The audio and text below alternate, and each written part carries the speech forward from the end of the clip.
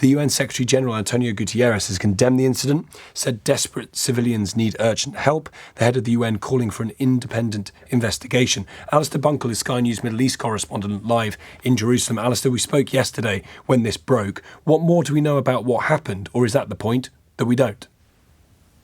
Yeah, that is the point. We don't. And that is why the Americans last night in the UN Security Council voted against releasing a statement condemning Israel for the killing of more than 100 people in Gaza yesterday.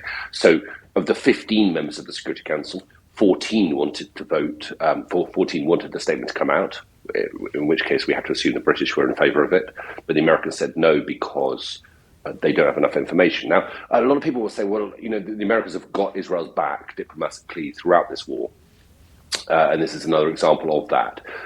I think if I was going to sort of argue in America's defence, the circumstances around what happened are very, very confusing. And we've spent a lot of time looking into it.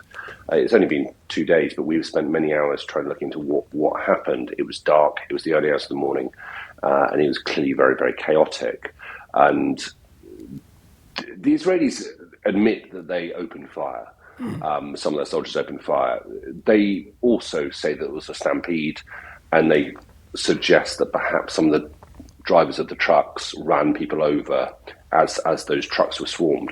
It's going to be very, very hard to ever get the truth, if we can ever get it at all. What more do we know, Alistair, about the status of the talks that are going on to maybe bring about what we heard might be a 40-day ceasefire?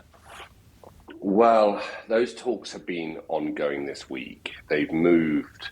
So a week ago today, they were in Paris with some high-level players, the director of the CIA, the head of the Mossad, Israel's intelligence agency, the Qatari Prime Minister, and a senior official from Egypt. They then moved to Qatar this week, and there's been an Israeli delegation in Egypt as well, I believe, this week, to try and talk about the sort of the nuts and the bolts, if you like.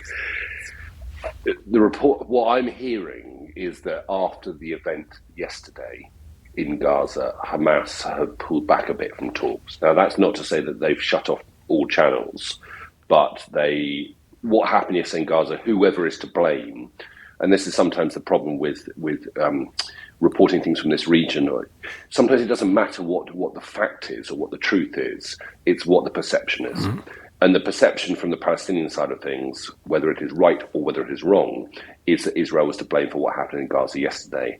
And that is starting to potentially have an impact on the ongoing hostage talks. However, you could flip that on its head.